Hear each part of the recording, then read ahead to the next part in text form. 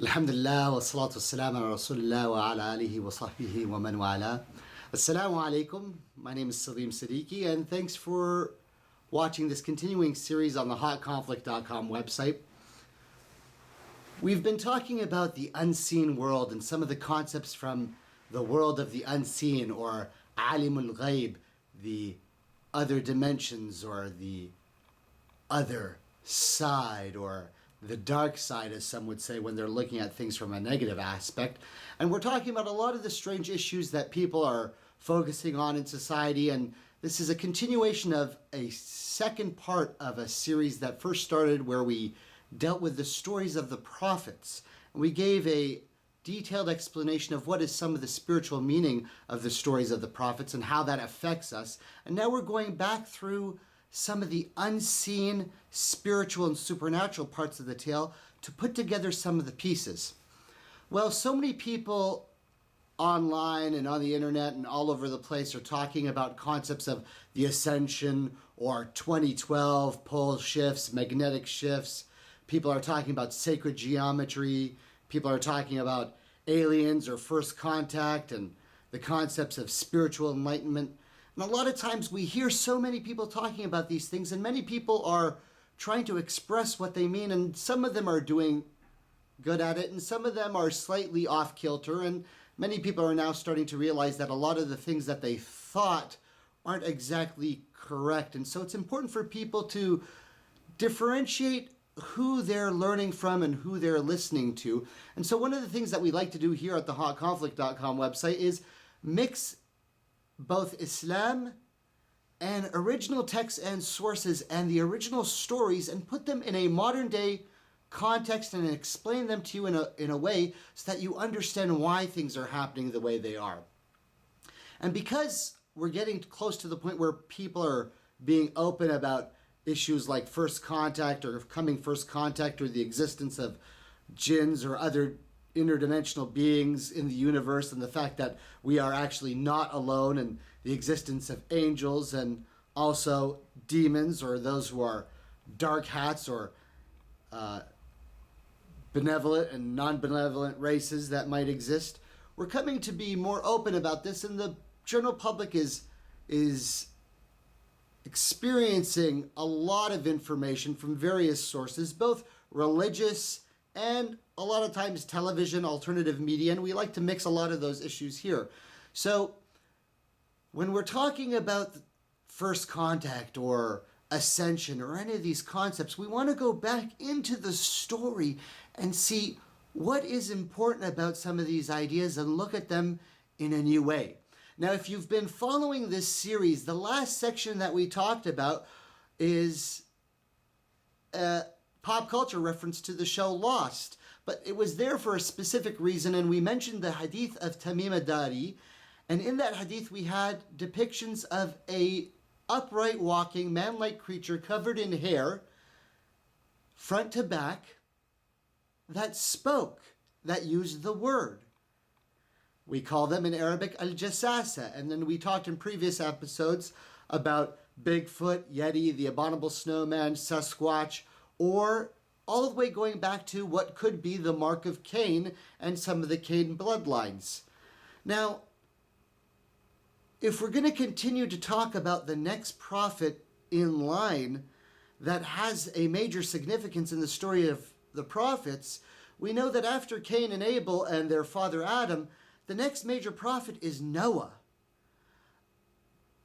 But to talk about Noah without giving you any background on what was going on is a big mistake, because you can see by the time we get to Noah, something must have gone seriously wrong, because we all know that Noah's story deals with the flood.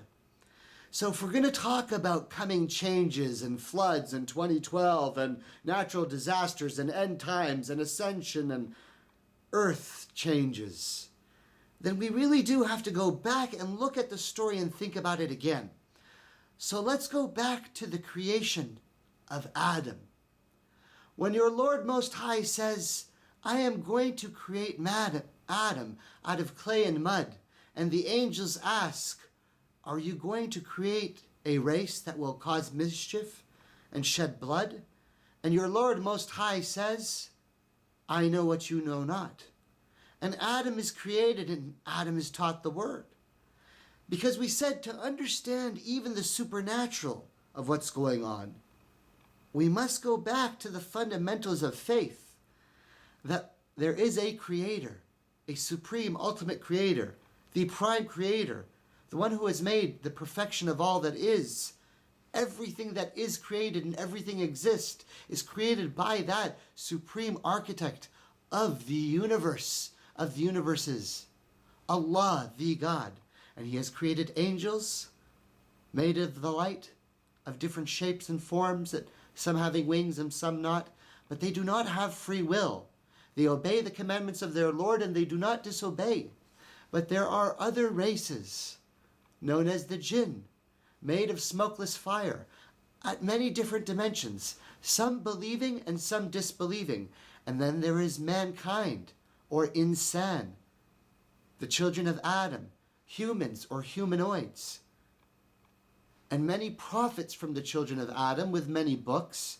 And there is a day of judgment and punishment and reward in heaven and hell, everlasting, paradise and fire for all eternity, and that all of this is by a grand plan.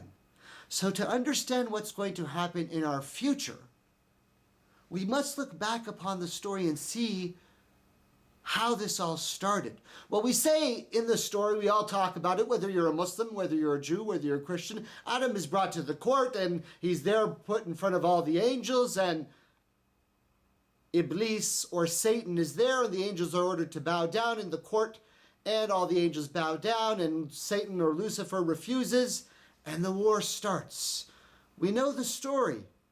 We've heard the story before. And Satan says to the Lord, I challenge you. I will attack them, and I will misguide them, and they will not believe, and they will reject the light, and they will forget the light, and they will not remember. And they will slumber and sleep and reject the truth. And many of them won't accept the truth when it is right in front of them. The challenge is made, and we all know the story. But to really put things into context, we have to look at the bigger picture. Now, because we want to know what's going on next, and because we always do things a little bit differently on this series, I want you to now change the way you think about this issue, and let's look at it from a totally different perspective. Now, we all talk about how pop culture affects us, or how we can look at things from a different light, and that having a better understanding or a more enlightened view of different cultures and races is something that we're going to need to get accustomed to, not just between races and cultures here on Earth, but if we're talking about open contact with races and cultures of other dimensions and aliens from other planets and galaxies, then our view of how we understand each other and what we're willing to listen to has to change dramatically. So let's change our perspective for a moment. We know from this story that something was going on prior to the creation of Adam. Now, what has been the issue? There have been many other races prior to mankind that naturally evolved. 12 main root races, if you understand the pattern of 12 and the law of 12 in the universe of how everything exists. The sun, the moon, the stars, the patterning of all that exists is based on a certain system. Now, if you understand this as a concept, that many other races prior to mankind existed at many other different dimensions all throughout the universes. And if you can understand that conceptually, then when we're talking about our process of ascension here on this planet Earth, us, the children of Adam, Beni Adam, mankind, as we get ready to go through this process on the earth of ascension, we're saying that at that time, other races at different levels existed throughout the whole universe.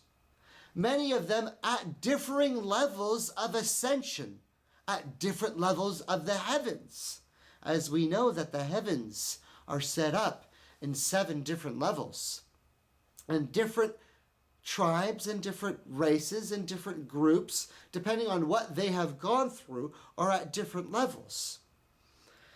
Now we know that mankind, by its very essence, is later in what we might call the time or the grand saga of the story. Mankind comes in later. So before mankind, there was a war. Now, if you've studied the Bible or if you've studied the Quran or the Torah, you hear about this concept of there being a war in heaven prior to man. That the different races of jinns fought. Now here is a major issue where Jews and Christians and Muslims differ on the linguistics or the semantics of the language. Many Christians call all beings of higher dimensions angels. Now, because of the linguistic problems going from possibly Aramaic or Greek or Latin, and from the Jewish Hebrew, and then being translated down, we have a big misunderstanding on beings from other dimensions amongst all people, and that's Muslims included. Why is that?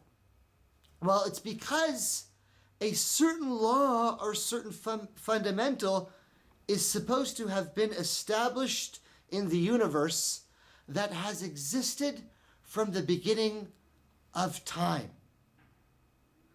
All races develop and progress and ascend naturally by recognizing the factors of existence in the situations that they are in, understanding the process of the juxtapositioning of their lives. They each learn to progress. Now, the war before mankind was over a major issue. Races interfering with other races in their natural development. And a war between the dark and the light, or good versus evil, occurred in the heavens. And we know that Lucifer, or Iblis, was one of the jinns who fought alongside the believers with the angels of Allah against the disbelievers who violated the interference concept of many of the other races. This idea is one of the most fundamental concepts of the universe, that all societies progress naturally and evolve to a level of spiritual involvement so that they can understand the complexities of the situation. That they should not be misled or deceived from finding their natural ultimate truth. This is what the original war was about. So now when I say I want you to change your perspective on something, we often look at what happened with Adam, peace and blessings be upon him, our father, as that being the very first moment of the situation. No, that's not the correct way to understand this. Change your perspective and say, okay, Adam is brought to the court, and he is presented by the Lord Most High as being the future Adam. Allah, the Lord Most High, has brought a new race that the Lord Most High has fashioned out of the mud and clay by his noble and majestic hand. لَقَدْ خَلَقْنَا الْإِنسَانَ فِي أَحْسَنِ تَقْوِيمٍ. Verily, we have made mankind in the best mold, the best fashion, the most superior of all that is created.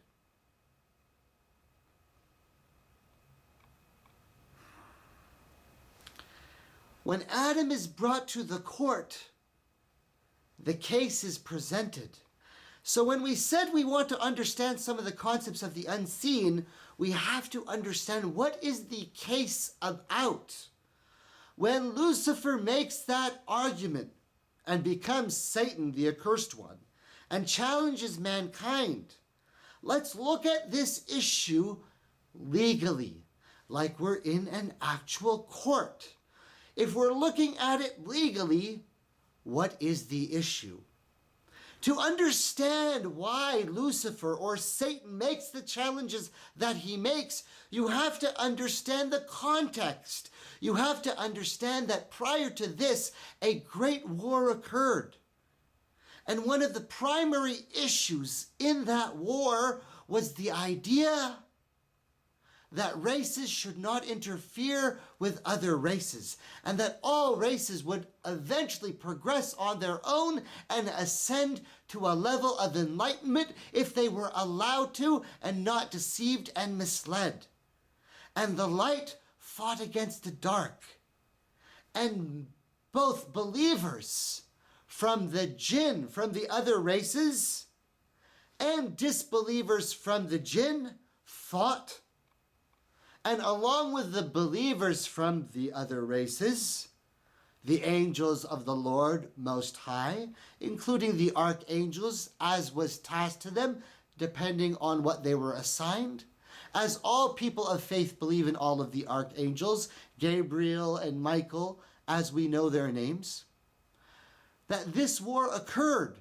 But the most fundamental issue is what we call the mixing of realms, the mixing of civilization, the interfering of development of the natural progression of groups of society and other planets and other dimensions and other races. Now, in the sci-fi world, in the Enlightenment world, for those who are on the ascension path, for those who call themselves light workers or wayshowers, we were talking about the concept of non-interference, or what people who understand the Galactic Federation might call the Prime Directive.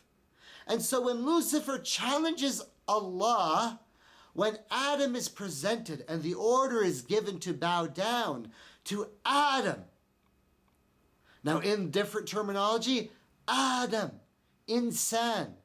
Adam what? Adamus, adamantine, Adam Cadman, as many of people might call it in different terminology.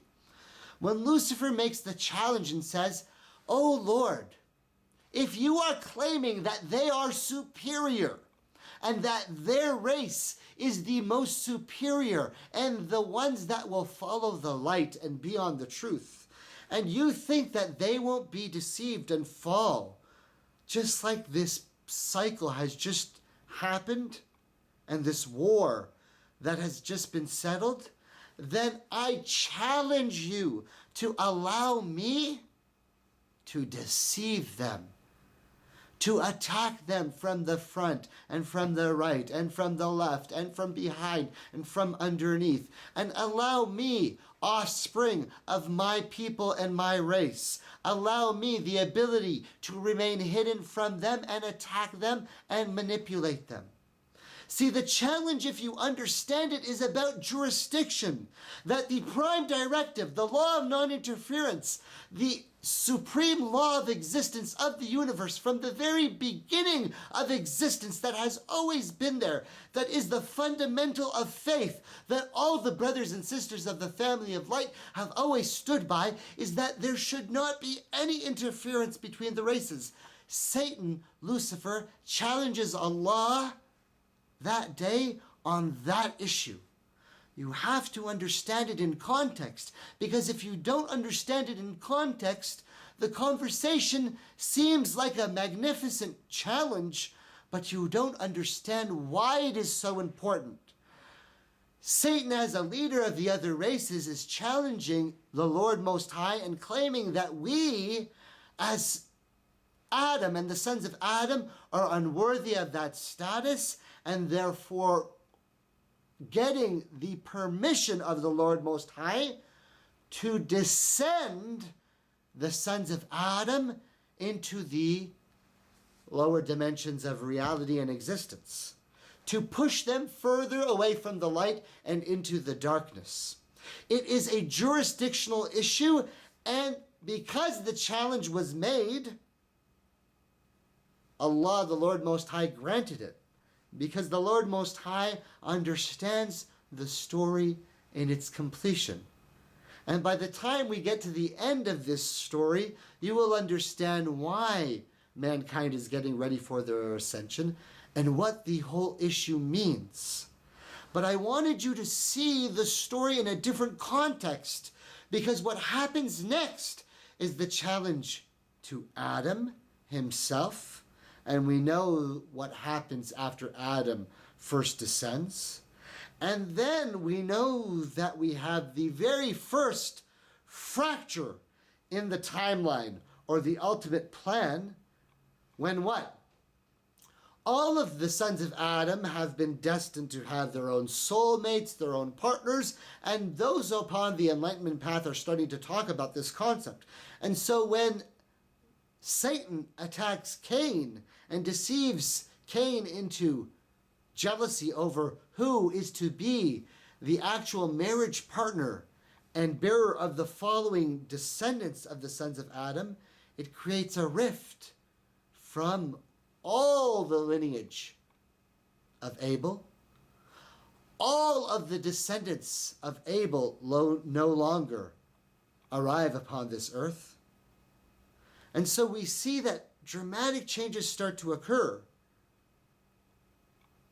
And because the prime directive, or the law of non-interference, has in essence been abrogated, many of the races in the higher realms are in a dilemma about how to act with the sons of Adam. Some are remaining away, believing that they should not interfere at all. Some follow Lucifer or Satan into a new party against Adam, as this new race, other than the 12, is depicted as a 13th race that will eventually ascend and destroy and wipe out and rule over all of the others. A propaganda whisper campaign is created, and the sons of Adam begin their descent lower and lower, further into the dimensions of darkness, into the abyss, so much so that we get to a strange situation that somehow in our story, as all civilizations grow, and we talk about this process of ascension, that planets and worlds go through these natural occurrences as their civilizations grow and expand and go through pain and conquest, and sometimes militarily lacking, with ideas of lack and trouble and strife and fear, and then growing into abundance and spiritual awareness and unity, and then possibly achieving the ability to grow technologically or spiritually, to ascend either with technological advancement or spiritual enlightenment, as we know that many different societies evolve in different fashions throughout the universe.